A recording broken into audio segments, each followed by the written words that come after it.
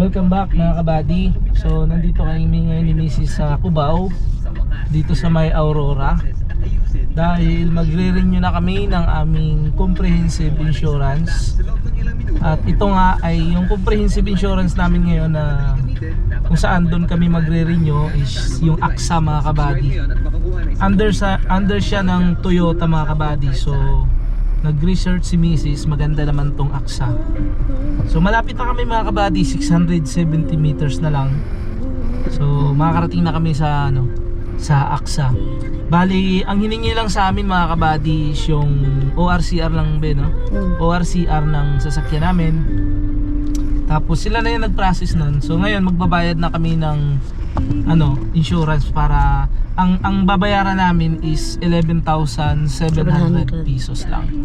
So mura siya mga kabady Kasi sabi ko nga kay Mrs. mas okay na yung mga ganyan lang. Kasi yung sasakyan namin hindi naman talaga siya ganun kamahal. So yung kukunin din namin insurance, yung hindi naman ganun kamahal. Parang tama lang yung tama lang para hindi masyado mabigat. I-update ko kayo mga kabady kung ano yung step by step na gagawin namin mamaya sa loob para may idea rin kayo sa mga gusto mag-renew ng kanilang mga comprehensive insurance. Alright, malapit na kami mga kabady. Nandito lang yan sa may Toyota, dito sa may Aurora mga kabady. Ayan yung Toyota mga kabady. So hahanapin lang namin dito kung saan yung office nila.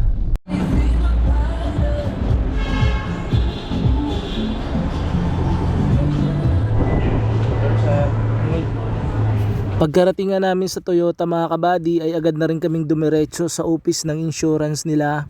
Sa pagkuha nga ng insurance mga kabady ay ang una sa mga hinahanap talaga nila is yung old policy ng unang insurance natin. At dahil nga hindi kami nakapag-provide is yung ORCR na lang ang hiningi nila sa amin mga kabady. At kailangan din natin mag-submit ng picture side by side at may nakalagay na date kung kailan tayo nag-apply ng ating car insurance mga kabady.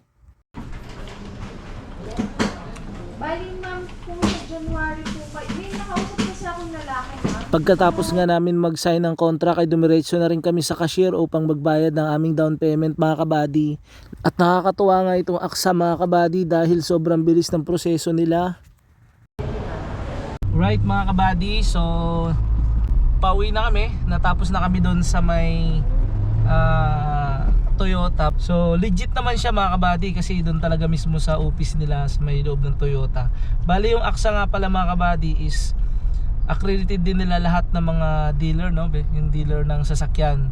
So parang naging panatag naman kami kasi syempre sa panahon ngayon mga kabady marami kasing mga car insurance na may mga problema din. So okay lang sila sa umpisa pero pag nagka-problema na yung unit mo, parang nakikipagmatigasan na sa'yo, pahirapan na makipag-communicate.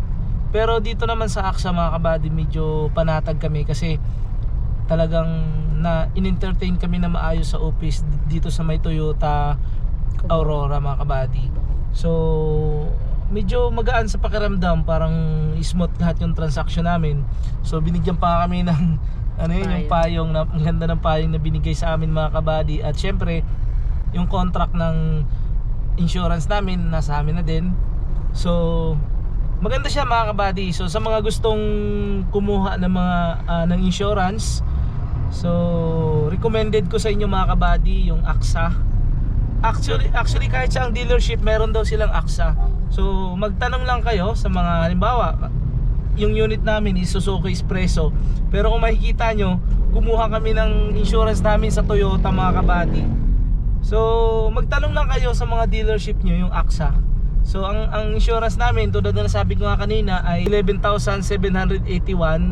Pero ang binayaran lang muna namin is staggered kasi siya ng 3 months mga kabady. So nagbigay lang muna kami ng advance payment lang kami ng 2 months.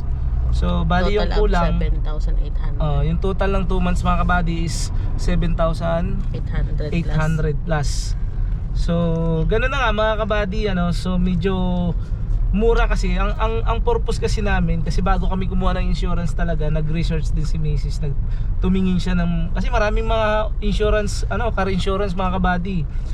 So minamatch lang namin sa value ng unit or ng sasakyan na ginagamit namin Kasi mahirap naman na halimbawa yung coverage ng insurance na kinuha mo is yung full coverage niya is 1 million plus, tapos yung unit na ginagamit mo hindi naman naabot ng 1 million. So dun lang tayo sa mas mas malapit, hindi masyado ganun kabigat bayaran. Tapos yun sakto lang yung So ang coverage ng insurance nila is sa loss or damage 455,840, sa bodily injury, property damage at personal accident is 200,000, yung mga ganon. Ang acts of God naman is 455,840. So yun yung kabuuan na coverage ng insurance nila. So hindi na masama yung 455,000. Okay na siya mga kabady para sa amin kasi hindi na siya ganun kabigat bayaran. Yearly kasi magre-renew tayo ng comprehensive insurance natin. At syempre sa mga may sasakyan, kailangan talaga natin mga kabady na updated lagi yung comprehensive insurance natin mga kabady. Yung bayarin. So kung mag-installment naman mga kabady, payable siya in 3 months.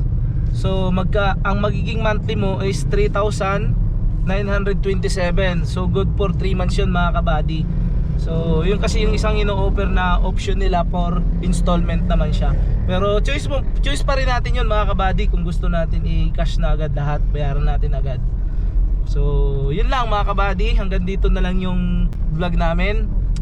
Sana patuloy niyong suportahan yung aking munting YouTube channel. At pa-like ako mga kabady, pa-share at pa-subscribe, lalong-lalo na po sa pa-comments din ako sa mga gusto magpa-shoutout dyan mga kabady. So bye-bye.